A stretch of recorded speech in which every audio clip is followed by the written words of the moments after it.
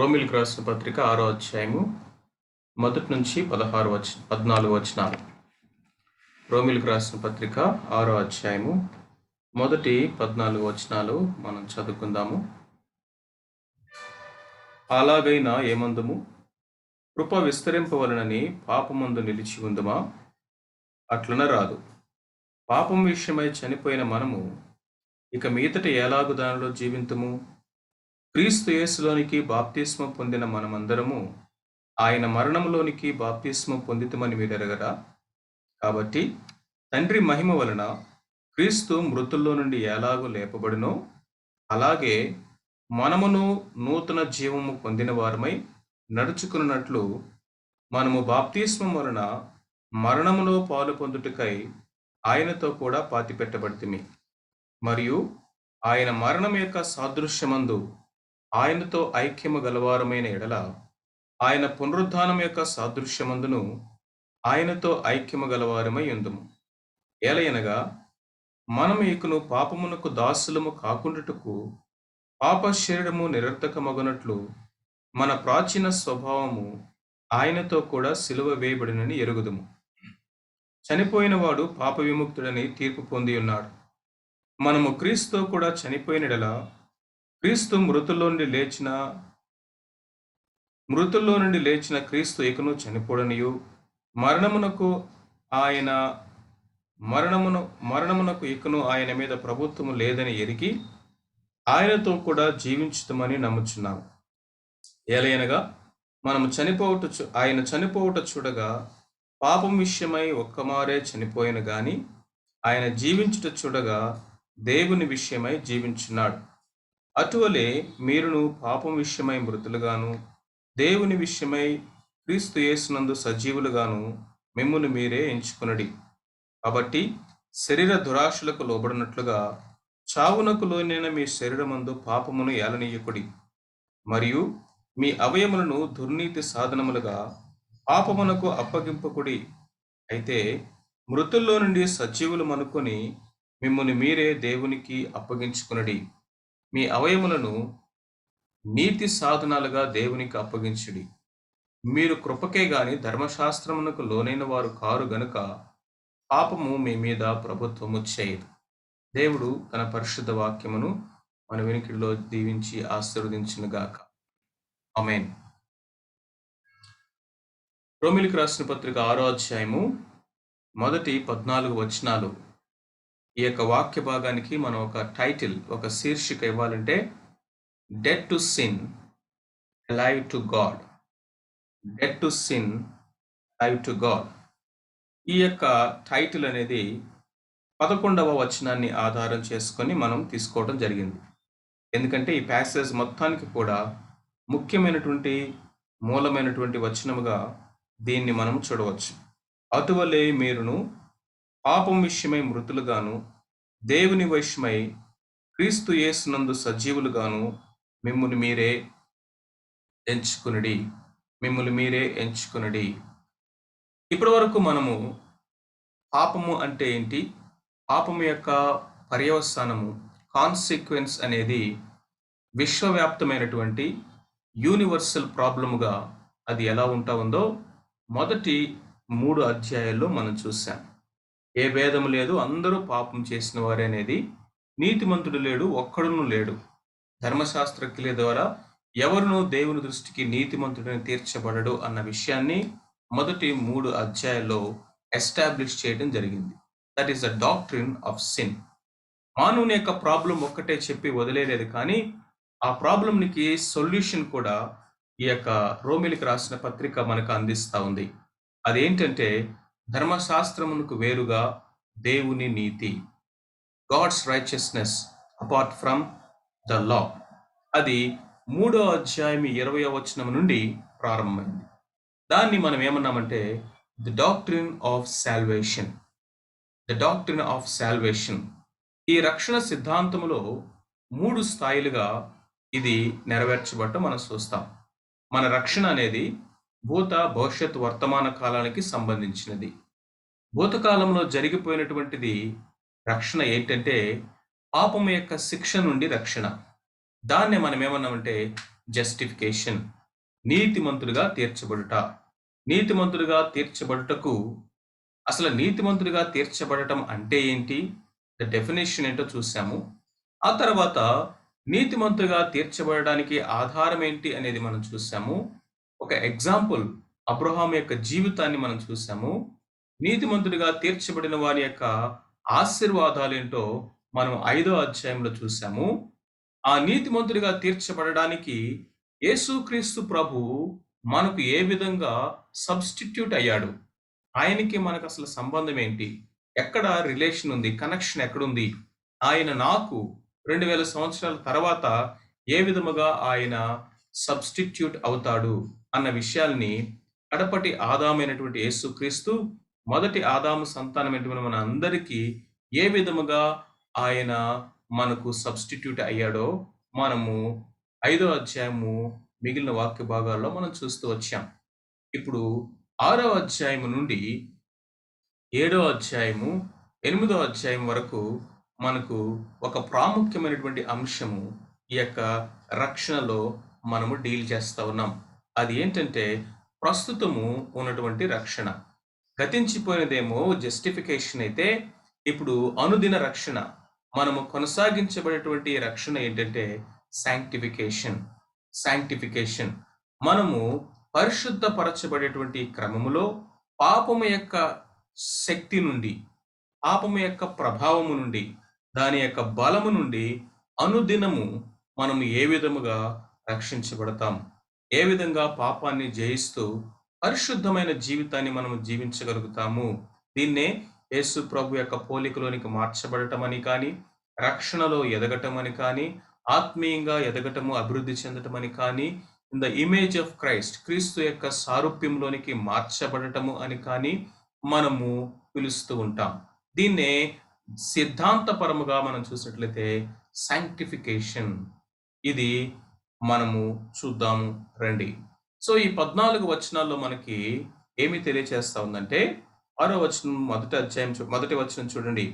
అలాగైనా ఏమందుము కృప విస్తరింపవలనని పాపమందు నిలిచి ఉందుమా అంటున్నాడు. ఈ ప్రశ్న ఎక్కడి నుండి వచ్చింది? ఈ ప్రశ్న రావడానికి కారణం ఏంటంటే 5వ అధ్యాయము చివరి వాక్య భాగం. అయినను పాపము మరణమును ఆధారము చేసుకుని ఎలాగు ఏలనో అలాగే నిత్య జీవము కలుగుటకై నీతి ద్వారా కృపయు మన ప్రభు అయిన యేసుక్రీస్తు మూలముగా ఏలు నిమిత్తము పాపము ఎక్కడ విస్తరించినో అక్కడ కృప అపరిమితముగా విస్తరించెను. పాపము ఎక్కడ విస్తరించెనో అక్కడ కృప అపరిమితముగా విస్తరించెను అన్న మాటను మనం అక్కడ చూసాం. దాని యొక్క అర్థము కృప అపరిమితముగా విస్తరించాలి కాబట్టి అపరిమితమైన పాపము చేయాలి అని కాదు. పాపము అది ఏ స్థాయిలో ఉన్నప్పటికీ కూడా, ఎలాంటి పాపి అయినా సరే వాడు రక్షింపబడడానికి, నీతిమంతుడిగా తీర్చబడడానికి మూలం ఏంటంటే దేవుని యొక్క కృపే. మనం చూసాం ఒక ఎగ్జాంపుల్. ఇదిగో ఒక రుణస్థుడి గురించి మనం చూసామనుకోండి. ఒకడేమో రూ. 50 రుణస్థుడిగా ఉన్నాడు. ఇంకొకడేమో 50 లక్షల రుణస్థుడిగా ఉన్నాడు. వీరిద్దరూ క్షమించబడినప్పుడు వారు పొందుకున్నటువంటి కృప చూడండి. ఒకరు రూ. 50 మాత్రమే క్షమించబడింది. అతడు పొందుకున్నటువంటి కృప అర్థం అవడానికి చెప్తున్నాను. రూ. 50కి సంబంధించిన కృప. ఇంకొకటి 50 లక్షల రూపాయలు అప్పు చేశాడు. వాడి యొక్క పాపము, వాడి యొక్క భారము, వాడి యొక్క అప్పు వీడికంటే ఇంకా అనేక వేల రెట్లు ఎక్కువ. ఇప్పుడు వాడి యొక్క అప్పు కూడా ఉచితముగానే క్షమించబడింది. ఇప్పుడు అతడు పొందుకున్నటువంటి కృప చూడండి ఇంకా ఎంత అపరిమితమైనది, విస్తారమైనది.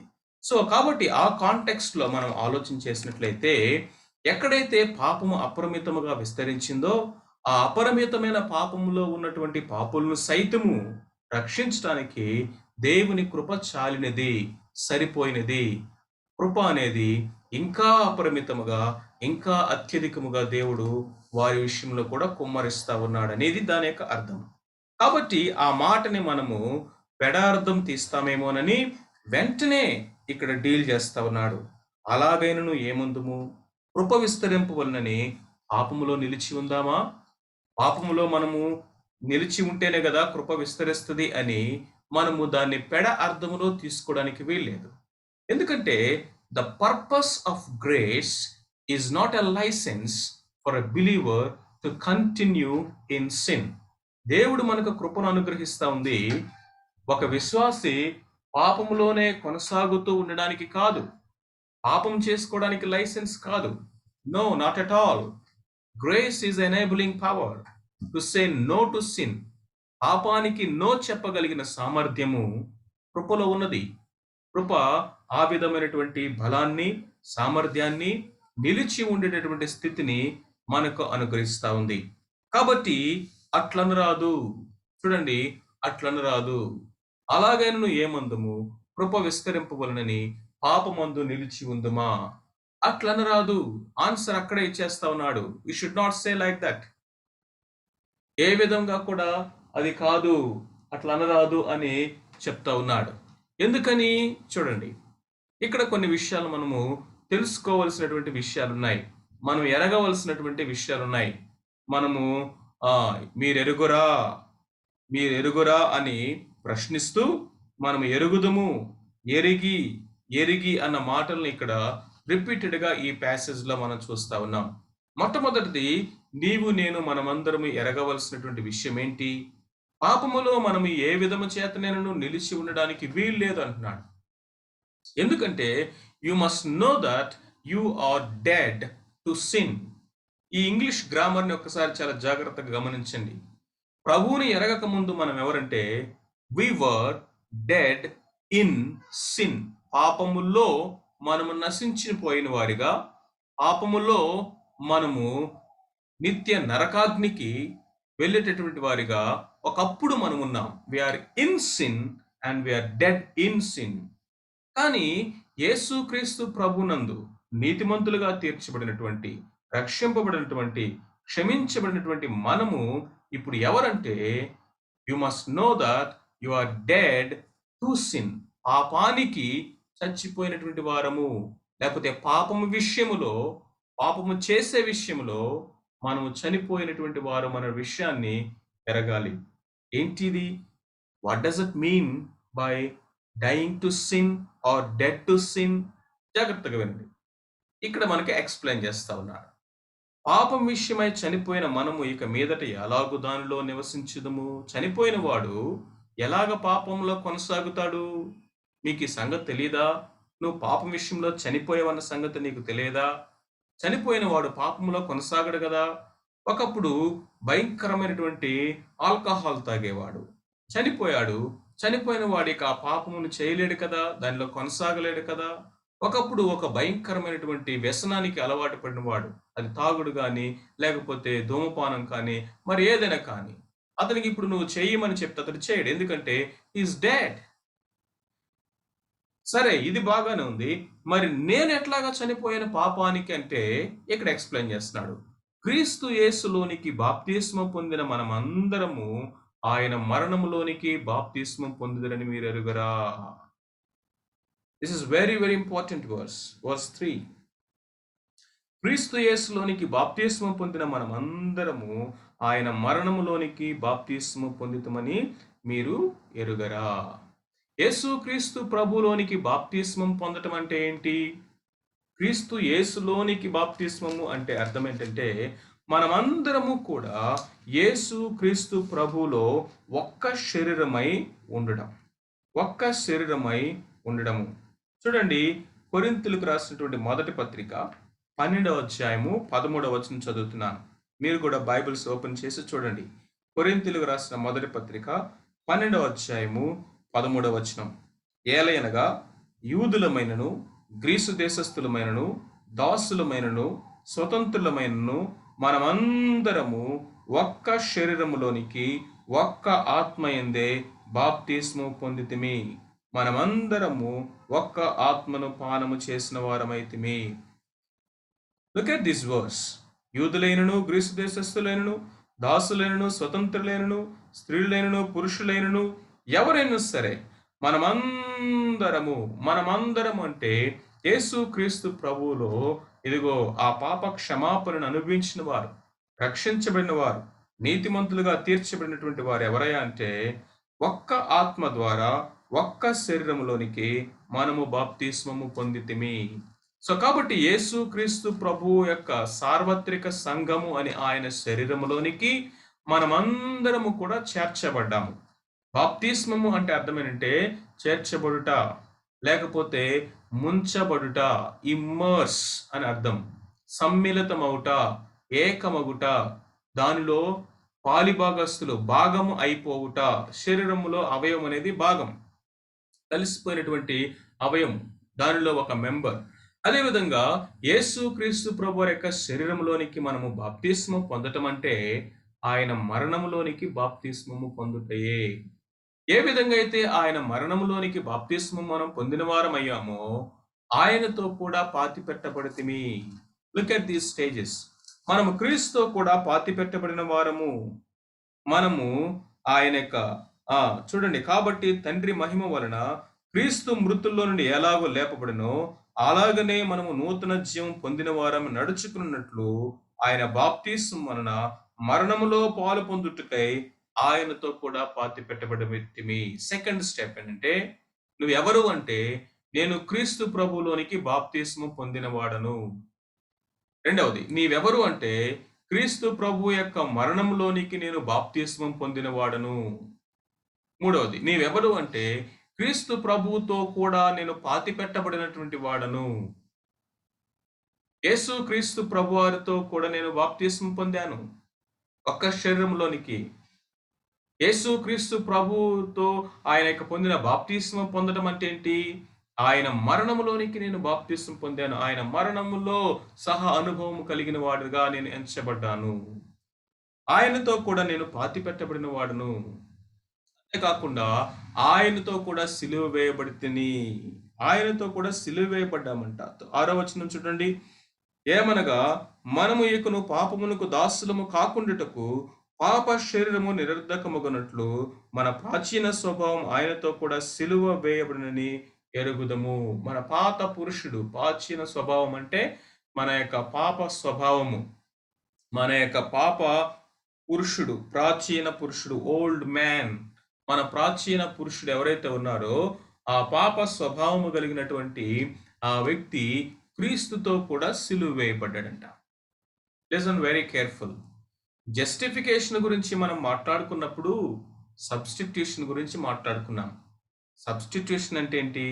నా స్థానంలో నాకు బదులుగా నా శిక్షను, నా రుణాన్ని ఇంకొక వ్యక్తి చెల్లించాడు. సబ్స్టిట్యూట్, నా సబ్స్టిట్యూట్. వీళ్ళరా జాగ్రత్తగా ఈ సత్యాన్ని మనం అర్థం చేసుకోవాలి. మనము నీతిమంతులుగా తీర్చబడడానికి మనకు ఆపాదించబడినటువంటిది ఏంటంటే సబ్స్టిట్యూషనరీ డెత్ ఆఫ్ జీసస్ క్రైస్ట్. యేసు క్రీస్తు ప్రభువారు మనకు బదులుగా చేసినటువంటి సిలువ బలియాగము. అక్కడ ఏం జరిగిందంటే మన డెట్, మన రుణం ఇంకొకరెవరో చెల్లించారు, మన శిక్ష ఇంకొకరెవరో భరించారు. సో జస్టిఫికేషన్లో ప్రాముఖ్యమైనటువంటి ట్రూత్ ఏంటంటే సబ్స్టిట్యూషన్. నౌ సాంక్టిఫికేషన్ గురించి మనం మాట్లాడుతూ ఉన్నప్పుడు ఇక్కడ అతి ప్రాముఖ్యమైనటువంటి సత్యం ఏంటంటే రిప్రజెంటేషన్ ఆర్ ఐడెంటిఫికేషన్. ఐడెంటిఫికేషన్. యేసుక్రీస్తు ప్రభువారు సిలువ మీద ఆయన చనిపోయినప్పుడంట ఆయన మరణములో నేను పాలివాడనయ్యాను. ఆయనతో పాటు సిలువ మీద నేను చనిపోయాను. ఆయనతో పాటు ఆయన మరణంలోనికి నేను బాప్తిస్మం పొంది తిని, ఆయనతో కూడా నేను పాతి పెట్టబడి తిని, ఆయనతో కూడా నేను సిలువ వేయబడి తిని. అంతేకాకుండా మనము నూతన జీవం పొందునట్లు ఆయనతో పాటు మృతుల్లో నుంచి నేను కూడా లేపబడ్డాను. 4వ వచనం చూడండి. కాబట్టి తండ్రి మహిమ వలన క్రీస్తు మృతుల నుండి ఎలాగో లేపబడునో అలాగునే మనము కూడా మృతుల్లో నుంచి లేపబడినటువంటి వారముగా ఉంటున్నాము. ఇది ఎలా జరిగిందంటే యేసుక్రీస్తు ప్రభువారు మన సబ్స్టిట్యూట్ మాత్రమే కాదు, ఆయన మన representative. What does it mean by representation? Representation అంటే ప్రాతినిధ్యము వహించేవారు. మన తరపున ప్రాతినిధ్యం వహించేటటువంటి వాడు. యేసుక్రీస్తు ప్రభువారు ప్రతి ఇండివిడ్యువల్కి సబ్స్టిట్యూటే కాదు, మానవాళి అందరికీ రిప్రజెంటేటివ్ కూడా. అంటే దాని అర్థం ఏంటంటే ఇప్పుడు భారతదేశం యొక్క రాయబారి, అంబాసిడర్ ఉంటాడు. ఆ అంబాసిడర్ అమెరికాలో ఉన్నటువంటి ఇండియన్ ఎంబసీలో ఉన్నటువంటి మన అంబాసిడర్ ఎవరైతే ఉన్నారో రాయబారిని అక్కడ అందరి ముందు ఎవడైనా సరే చెంప చెల్లుమనేటట్టు కొట్టాడనుకోండి. ఏం చేస్తారు భారతీయులందరూ మీరు చెప్పండి? ఎవరినో కొట్టారులే అమెరికాలో అని అందరూ చేతులు ముడుచుకొని, నోరు మూసుకొని కూర్చుంటారా? లేకపోతే అందరూ దాని విషయమై కోపముతో అవమానంగా దాన్ని కన్సిడర్ చేసి గట్టిగా మాట్లాడతారా? ఖచ్చితంగా మాట్లాడతారు. అవమానంగా తీసుకుంటారు. దేశం యొక్క ఆ యొక్క షేమ్ అవమానంగా దాన్ని తీసుకుంటారు. ఎందుకని? ఎందుకంటే మన దేశానికి ప్రాతినిధ్యం వహిస్తున్నటువంటి ఆ వ్యక్తిని చెంప మీద చెల్లుమని కొట్టడం అంటే అర్థం ఏంటంటే భారతదేశంలో ఉన్నటువంటి ఈ కోటాను కోట్ల మంది జనాభాని 100 కోట్ల కంటే ఎక్కువగా ఉన్నటువంటి భారతీయ జనాభాని ఒక్కొక్కరిని లైన్‌లో నుంచొని ప్రతివాడి చెంప మీద కొట్టినట్టే. 11 మంది క్రికెట్ మ్యాచ్ ఆడితే భారతదేశంలో ఉన్నటువంటి ఈ యొక్క 100 కోట్లకు పైగా ఉన్నటువంటి జనాభా అంతా ఎందుకు సెలబ్రేట్ చేసుకుంటున్నారు? వారి గెలుపు నా గెలుపు, వారి ఓటమి నా ఓటమి. ఎందుకంటే నాకు వారు ప్రాతినిధ్యం వహిస్తున్నారు. When they win I celebrate because I win. నేను గెలిచినట్టే లెక్క. అలాగే వాళ్ళు ఓడిపోయినట్లయితే నేను ఓడిపోయినట్లే. అందుకే నాకు ఖచ్చితంగా బాధేస్తది. హృదయంలో ఒక పెయిన్ వస్తది. ఓడిపోతున్నప్పుడు బాధపడి, కోప్పడి కొన్నిసార్లు టీవీలు పగలగొట్టేవాళ్ళు, స్విచ్ ఆఫ్ చేసేసి వెళ్ళిపోయేవారు. గట్టిగా తిట్టుకుంటూ, ఎంతో టెన్షన్ పడుతూ, హార్ట్ అటాక్‌లు వచ్చి చనిపోయినటువంటి వాళ్ళు కూడా ఉంటారు. ఎందుకంటే అది నా మ్యాచ్. That's my match. నా మ్యాచ్ అంటే నేను ఆడకపోయినా నాకు ప్రతినిధి అక్కడ ఆడుతున్నాడు. కాబట్టి అది నా మ్యాచ్, నా కప్పు, నా విజయము, నా యొక్క దేశము. అది ఆ యొక్క రాయబారి అవమానపరచబడినప్పుడు నా అవమానం అది. That is what actually representation means. When Christ died on the cross I died. క్రీస్తు శిలువ మీద చనిపోయినప్పుడు ఆయనతో పాటు ఆయనలో నేను చనిపోయాను. This is very very important. ఇక్కడ ప్యారలల్స్ నేను తీసుకొస్తున్న జాగ్రత్తగా వినండి. ఆదాము ఎప్పుడైతే పాపము చేసి ఆదాము పాపములో పడిపోయాడో ఆదాము సంతతిగా ఆదాములో ఉన్న మనమందరము పడిపోయాం, చనిపోయాం. ఇప్పుడు యేసుక్రీస్తు ప్రభువారి యొక్క శిలువ బలియాగాన్ని నమ్మి విశ్వాసముంచి కృప ద్వారా రక్షించబడిన వాడు ఇప్పుడు ఎక్కడున్నాడంటే in Christ. In Adam we died, in Christ we are justified. క్రీస్తు ప్రభులో మనం నీతిమంతులుగా తీర్చబడ్డాం. సో నువ్వు ఇప్పుడు ఎక్కడున్నావు? క్రీస్తు ప్రభువులో ఉన్నావు. క్రీస్తు ప్రభువులో ఉన్నటువంటి నీవు క్రీస్తు చనిపోయినప్పుడు నువ్వేమయ్యావు? నువ్వు కూడా చనిపోయావు. ఆదాము పాపం చేసినప్పుడు ఆదాములో ఉన్న నీవు పాపం చేసిన వాడిగా పడిపోయిన స్థితిలో ఉన్నటువంటి వాడివని ఆ యొక్క దాని స్థితిని నువ్వు ఒప్పుకున్నావుగా. మరి యేసు క్రీస్తులో ఉన్నటువంటి నీవు క్రీస్తు ఆ యొక్క శిలువ మీద మరణించినప్పుడు క్రీస్తులో నీవు నేను మనము కూడా మరణించాము. దాన్నే ఐడెంటిఫికేషన్ అన్నాం, రిప్రజెంటేషన్ అన్నాం. ఈ మొదటి ఆదాము సమస్తమైన మానవాళికి రిప్రజెంటేటివ్. కాబట్టి ప్రతి ఒక్క మనిషి, భూమి మీద పుట్టిన ప్రతి ఒక్క మనిషి ఆదాముతో ఐడెంటిఫై చేసుకున్నాడు. కాబట్టి ఆదాము పాపములో పాలివాడయ్యాడు. ఇప్పుడు రక్షించబడినటువంటి ప్రతి ఒక్కడు కూడా కడపటి ఆదామైనటువంటి క్రీస్తు ప్రభుతో ఐడెంటిఫై చేసుకుంటున్నాం. ఎందుకంటే ఇప్పుడు క్రీస్తు ప్రభులో మనం ఉన్నాం. When Christ died on the cross I died with him. When Christ buried I buried with him. When Christ has risen I have risen with Christ. క్రీస్తు ప్రభుతో నేను కూడా లేచాను. దీనినే గలతీయులకు రాసిన పత్రికలో పౌలు చక్కగా వివరిస్తా ఉన్నాడు. ఇకను జీవించేవాడు నేను కాదు, క్రీస్తే నాలో జీవిస్తున్నాడు అంటున్నాడు. ఎలా జరిగింది ఇది? నేను క్రీస్తుతో కూడా సిలువ వేయబడి ఉన్నాను. నేను క్రీస్తుతో కూడా సిలువ వేయబడి ఉన్నాను. అయ్యా, నీకంటే ముందే కొన్ని సంవత్సరాల క్రితమే క్రీస్తు సిలువ వేయబడ్డాడు కదా. మరి అప్పుడు నువ్వు మారు మనసు కూడా పొందలేదు. నువ్వు క్రీస్తుతో కూడా సిలువ వేయబడటం ఏంటి? ఇద్దరు దొంగలు కదా ఆయనతో సిలువ వేయబడింది. నేను క్రీస్తుతో కూడా సిలువ వేయబడి అంటాడేంటి పౌలు? ఎస్, దాని అర్థం ఏంటంటే ఎప్పుడైతే ఈయన క్రీస్తుని నా సొంత రక్షకుడు అంగీకరించాడో అప్పుడు క్రీస్తు ప్రభువుతో తను ఐడెంటిఫై చేసుకుంటూ ఉన్నాడు. కాబట్టి క్రీస్తుతో పోటు చనిపోయినటువంటి వాడు. కాబట్టి ఇక్కడ the profundity of this great truth ఏంటంటే పాపము విషయమై చనిపోయిన మనము. You are dead to sin.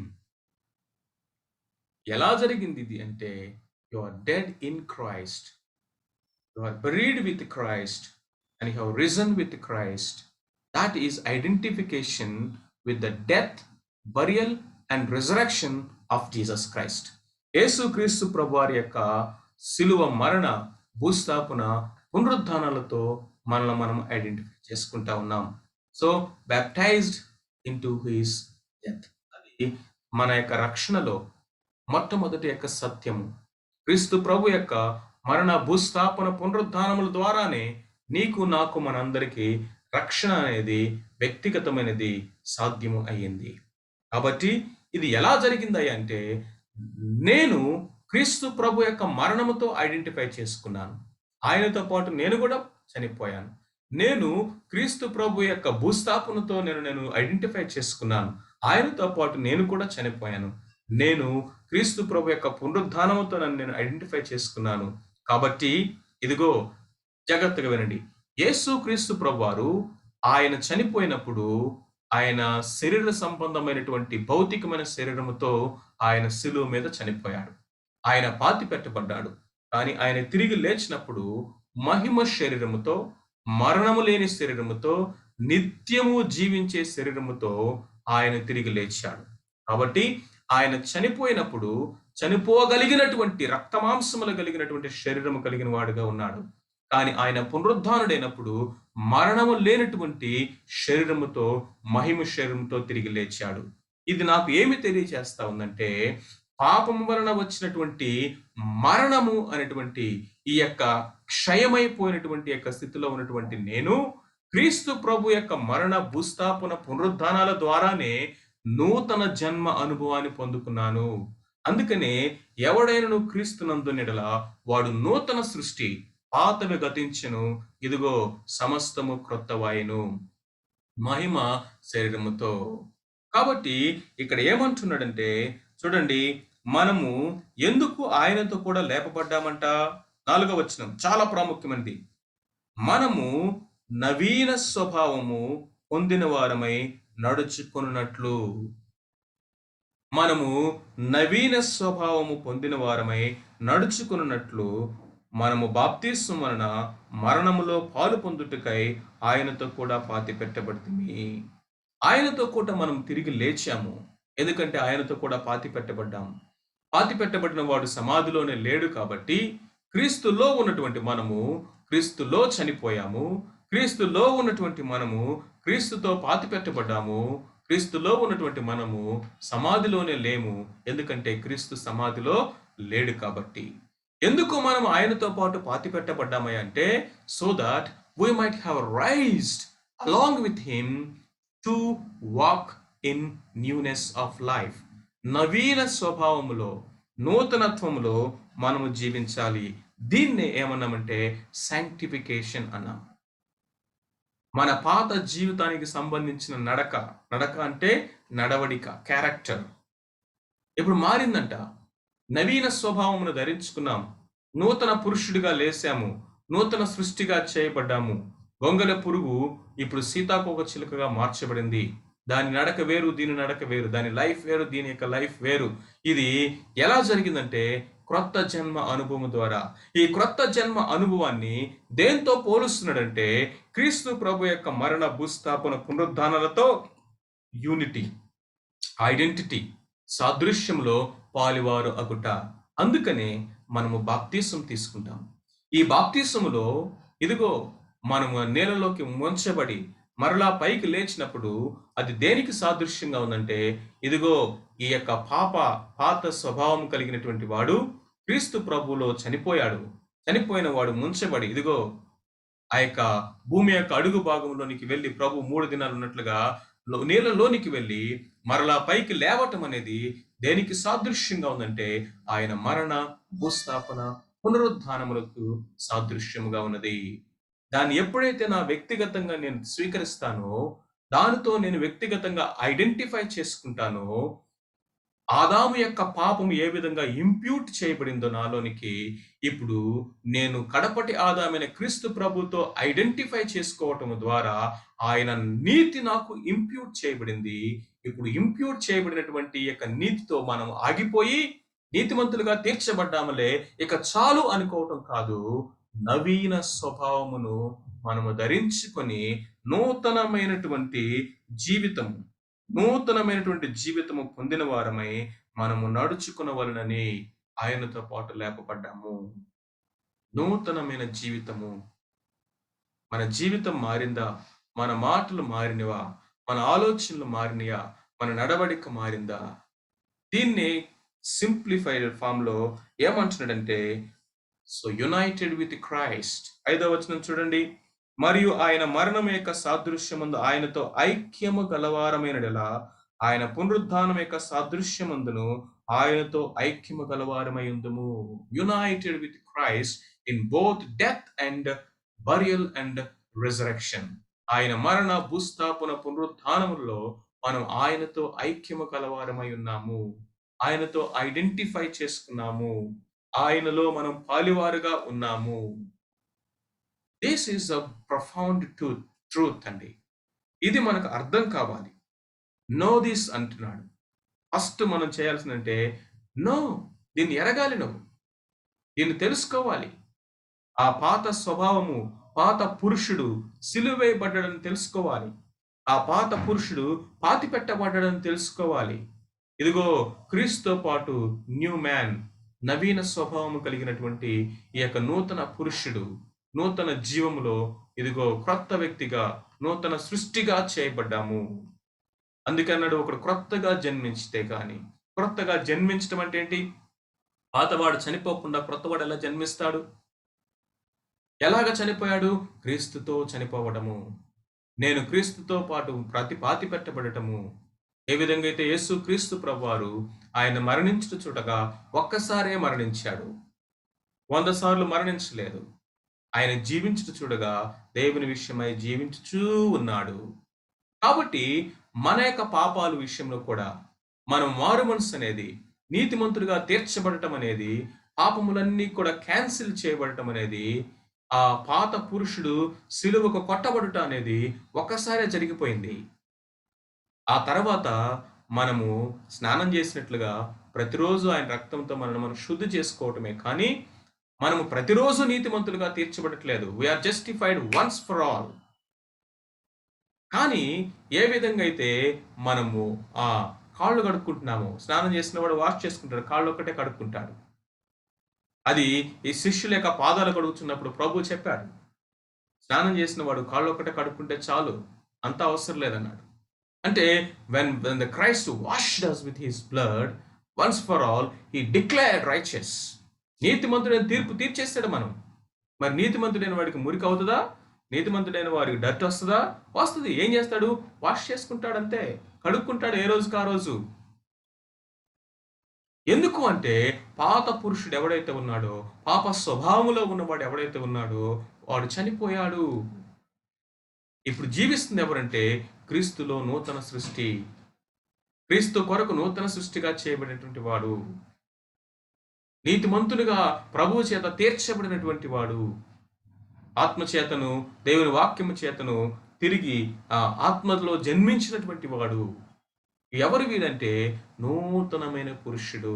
All together a new brand, new life. పాత దానికి అతుకులు వేయటం కాదు. It is not a repaired life. Patch work దేవుడు చేయలేదు.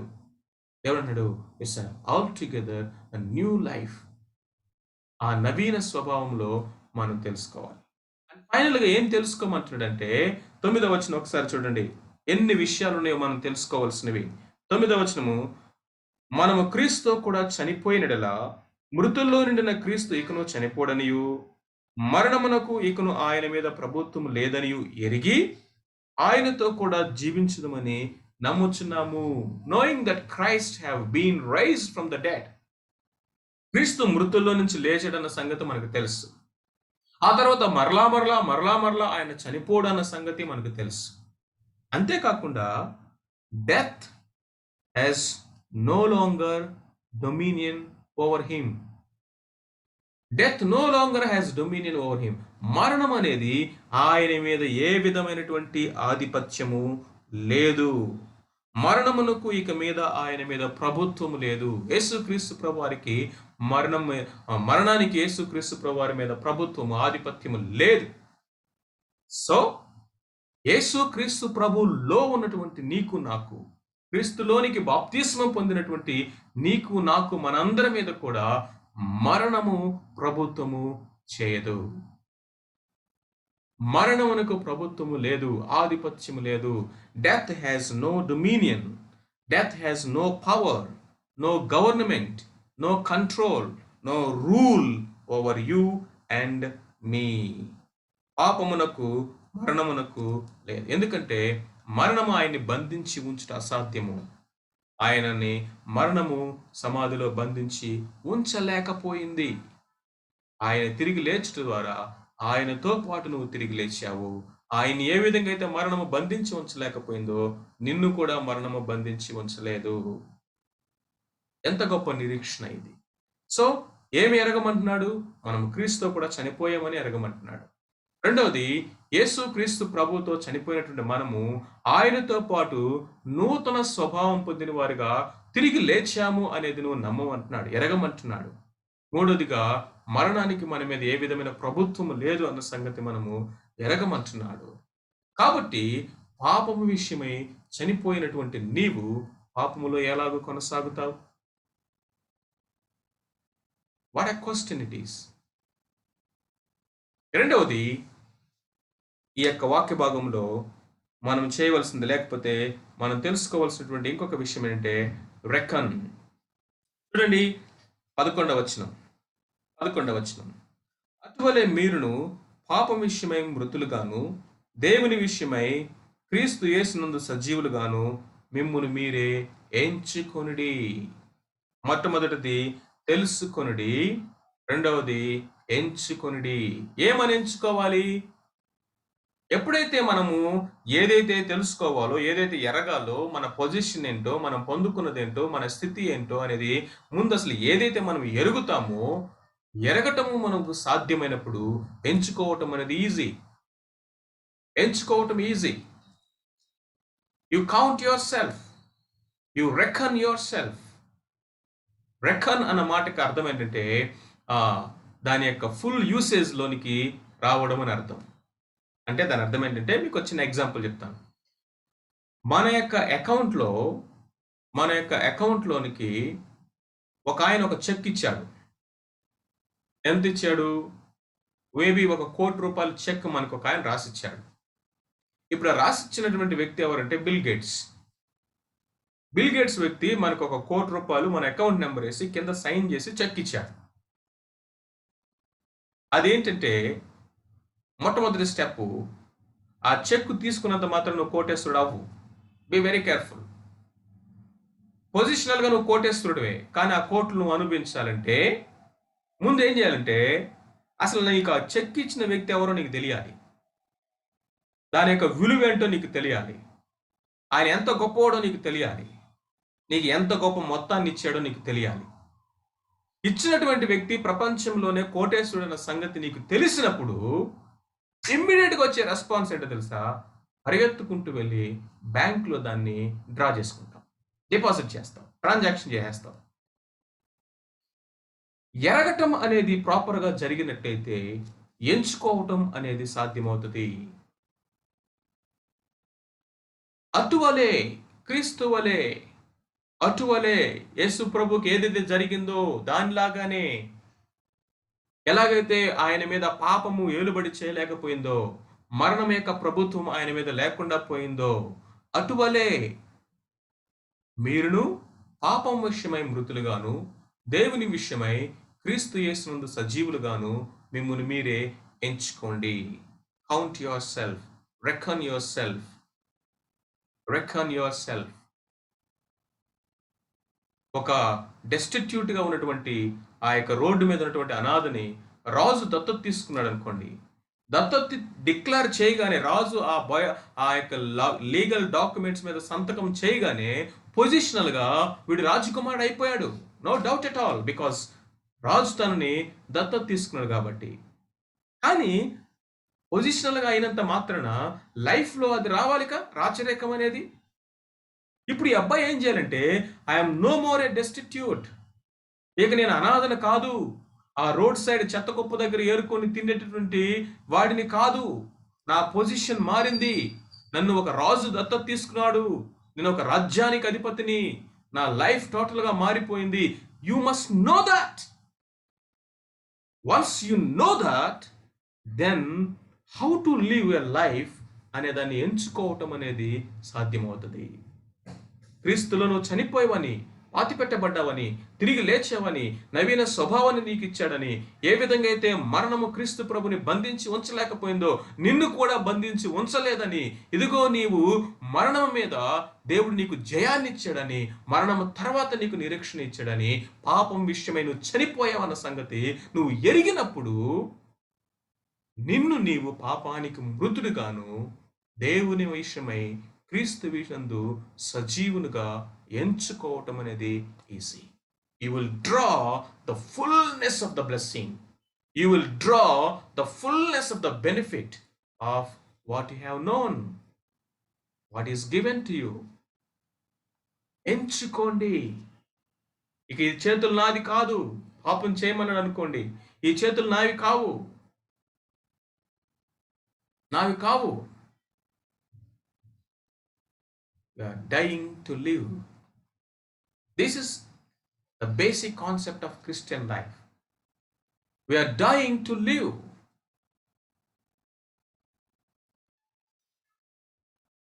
ఆయనతో మనము చనిపోకపోతే ఆయనలో జీవించలేము.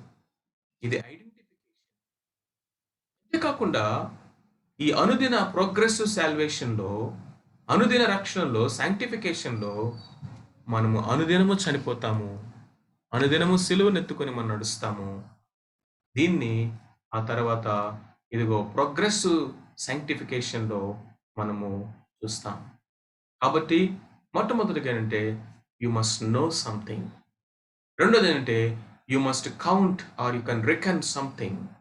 అండ్ దెన్ మూడోదిగా కనుక మనం చూసినట్లయితే చూడండి, 13వ వచనము 14వ వచనం చదువుతున్నాను.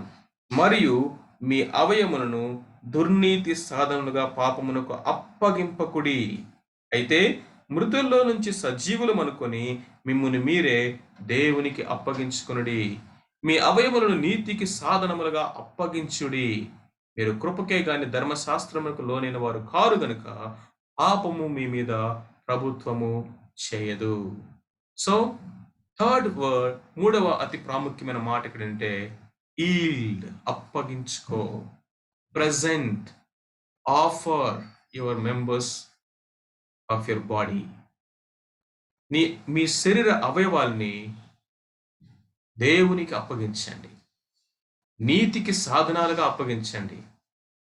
ఎలా సాధ్యమవుతుందన్నా ఇది అంటే సింపుల్.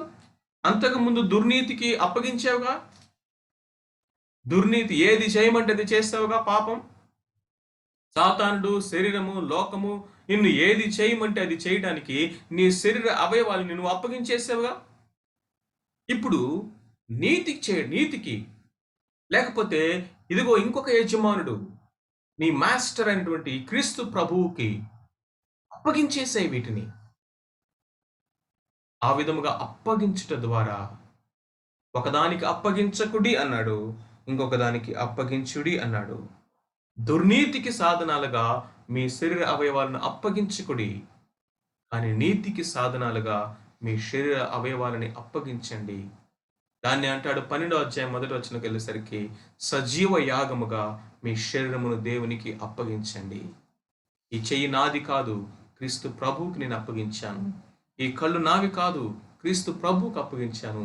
కాబట్టి ఏది పడితే అది నేను చూడలేను, ఏది పడితే అది నేను మాట్లాడలేను, ఎక్కడ పడితే అక్కడికి పరిగెత్తలేను, ఎలా పడితే అలా నేను జీవించలేను. Because I have presented as an offering, and when I presented it as an offering, it's no more mine. ఇక ఇది నాది కాదు, నా ప్రభుదే బలిపీఠం మీద పెట్టేశాను. ఆఫరింగ్ ఇది ఒక ప్రజెంట్. ఒకరికి ఒక గిఫ్ట్ ఇస్తే మళ్ళీ నా గిఫ్ట్ నాకు ఇవ్వంటావా? బలిపీఠం మీద ఆఫర్ అర్పించినప్పుడు మరలా నా యొక్క కానుక నాకు ఇవ్వండి, నా డబ్బులు నాకు ఇవ్వండి అని కానుక పెట్టెలో వెళ్ళి తీసుకుంటావా? బలిపీఠం మీద అర్పించినటువంటి ఆ బలిని నువ్వు వెళ్ళి నాది అని చెప్తావా? అదేవిధంగా మన శరీరం యొక్క అవయవాలని ఆయనకి సాధనాలుగా అప్పగించాలంట. Sin will have no dominion over you. పాపము నీ మీద ఏమాత్రము కూడా ప్రభుత్వము చేయలేదు. మరి పాపములో మనం ఎందుకు పడుతున్నాము? నీ మీద ప్రభుత్వం చేయదు, ఏలుబడి చేయదు, అధికారాన్ని చెలాయించదు, ఒక బానిసలాగా నిన్ను పట్టుకొని ఏడవదు పాపము. కానీ నిన్ను మరులు కొలుపుతుంది, నిన్ను శోధిస్తుంది, ఫాల్స్ ప్రామిసెస్ తోటి అనేకమైనవి నీకు చూపించి ఇదిగో ఇవి ఎంచుకో అని నిన్ను మభ్య పెట్టడానికి ప్రయత్నం చేస్తుంది, భ్రమపరచడానికి ప్రయత్నం చేస్తుంది. నీ అంతట నీవు ఆ యొక్క వదకు వెళ్ళేటటువంటి గొర్రెలాగా, స్కేప్ కోట్ లాగా వెళ్ళి ఇది నాకు కావాలని వెళితే తప్ప పాపము నిన్ను ఏడవలేదు, పాపము నీ మీద ప్రభుత్వము చేయలేదు. ఎందుకు అంటే you are no more in the first Adam, but you are in the last Adam, Jesus Christ. ఆ మొదటి ఆదాముని పాపము ఏలింది, మొదటి ఆదాముని పాపము బంధించింది, మొదటి ఆదాముని మరణము ఏలింది. పాపము మరణము ఏలినటువంటి ఆ మొదటి ఆదాములో నుంచి ఆయనను తీసి ఇప్పుడు ఈ కడపటి ఆదామైన క్రీస్తు ప్రభులోనికి నిన్ను బాప్తిస్మము చేశాడు. అంటే ఆయన లోనికి నిన్ను మెంబర్గా చేసుకున్నాడు. ఇప్పుడు నీ ఐడెంటిటీ అనేది not with the old Adam but with the last Adam who is Jesus Christ. మరి ఈయన సంగతి ఏంటి? ఈయన మీద పాపము ప్రభుత్వము చేయలేదు, మరణము కూడా ఏలుబడి చేయలేదు. పాపము మరణము అన్ని ఓడిపోయినాయి ఈయనలో. కాబట్టి క్రీస్తు ప్రభువులో నా పొజిషన్ ఏంటి అంటే విక్టర్స్, విక్టర్. కాబట్టి యు మస్ట్ నో సంథింగ్. ఏంటంటే sin will have no dominion over you since you are not under the law but under the grace. కాబట్టి గ్రేస్ నీకు నాకు ఇచ్చినటువంటి ఈ యొక్క సౌలభ్యం, స్థితి, పొజిషన్ ఏంటంటే freedom. No more under the dominion, no more under the slavery of sin, but you are freed. No more under the dominion of law, but under the grace. The grace has set us free so that we may live with this freedom to overcome sin. కాబట్టి మన యొక్క స్వాతంత్ర్యం అనేది పాపము విచ్చలవిడిగా చేసుకోవడానికి కాదు, మనము పాపానికి నో చెప్పగలిగినటువంటి సామర్థ్యాన్ని ఇచ్చి మనల్ని పరిశుద్ధతలోనికి దినదినము నడిపించడానికి. So know, you must know something. రెండోది reckon, you must count or reckon something, and then yield, offer, you must offer something. ఈ మూడు మాటల్ని మనం జాగ్రత్తగా అర్థం చేసుకోవటం ద్వారా ఏ విధముగా మనము ఈ యొక్క శరీర సంబంధమైనటువంటి ఆ యొక్క పాపము నుండి మనము జయించగలుగుతామో ఈ యొక్క వాక్య భాగం మనకి తెలియజేస్తా ఉంది. క్రీస్తు ప్రభు కేవలము పాపం యొక్క శక్తి నుంచి మనల్ని, పాపం యొక్క శిక్ష నుంచి మనల్ని రక్షించి విడిచిపెట్టడమే కాదు, పాపం యొక్క శక్తి నుండి కూడా ఆయన అనుదినము మనం రక్షిస్తూ పరిశుద్ధతలో మనం కొనసాగాలని ఆయన కోరుకుంటున్నాడు. You must know that you and I are dead to sin. పాపమునకు మనం చనిపోయాం. చనిపోయినటువంటి వాడు ఇక పాపములో కొనసాగలేడు. రెండోది, we must know that we have something to draw, we have something to enjoy the full blessing. Count it. నీదిగా అది ఎంచుకో, తీసుకో, ఎంజాయ్ చేయి. మూడవది, నీ శరీరమును, నా శరీర అవయవాలని నీతికి, పరిశుద్ధికి సాధనాలుగా దేవునికి అప్పగించాలి. అది కమిట్మెంట్. ఒక భార్య లేకపోతే ఒక భర్త కేవలము నా భర్తతోనే నేను కాపురం చేయటం నాకు కష్టంగా ఉంది, నేను ఎవరితో అయినా సరే జీవించాలి అని అనిపిస్తా ఉంది, అలాగే నేను జీవిస్తాను అని అనగలడా? అది నా బలహీనత అండి, నాకు కొంచెం కష్టంగా ఉంది అని చెప్తే ఎవరైనా ఎక్స్క్యూజ్ చేస్తారా? తన భార్య ఎక్స్క్యూజ్ చేస్తుందో తన భర్తని, సరేలే అది మా భర్త యొక్క వీక్నెస్ అంట, అది ఆయన జయించలేకపోతున్నాడని. No, because it is a commitment. Wife offered herself to husband, and husband offered himself to wife. They submitted, they offered their bodies to one another.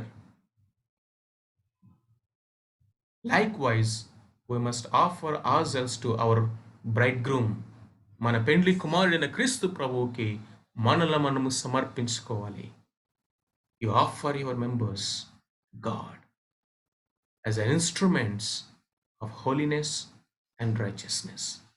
అట్టి కృపను దేవుడు నీకు నాకు మనందరికీ అనుగ్రహించును గాక. We are died to sin, or we are dead to sin, alive to God. పాపమునకు మృతులుగాను దేవుని విషయంలో సజీవులుగాను మనల్ని మనం ఎంచుకొని ఆ విధమైనటువంటి జీవితాన్ని మనం జీవించాలి. భక్తులు అనేకమంది చెప్పారు, ఇదిగో ఐఎమ్ డెడ్. సెయింట్ ఫ్రాన్సిస్ కానీ ఇంకో ఎంతోమంది, ఇదిగో ఆ పాత పురుషుడు, పాత అగస్టిన్ చనిపోయాడు. అగస్టిన్ చనిపోయాడు. ఇప్పుడు బ్రతుకుతున్న ఈ అగస్టిన్ నూతనమైనటువంటి వ్యక్తి. ఆ పాత పురుషుడు చనిపోయాడు. ఈ చేతులు నాది కాదు, ఏ పడితే అది నేను పట్టుకోవడానికి. అవి యేసయ్యకి ఇచ్చేసాను, ఇవి నావి కాదు. That is what Christian life is all about. అలాంటి సమర్పణ, ఆ విధమైన కమిట్మెంట్, ఆ విధమైనటువంటి ఆఫరింగ్, ప్రభువుకి మన శరీరాన్ని ఆయనకి ఆలయముగా అప్పగించుదామా? రండి మనం సమర్పించుకుందాం. అట్టి కృపను దేవుడు మనకి అనుగ్రహించును గాక. ఆమేన్.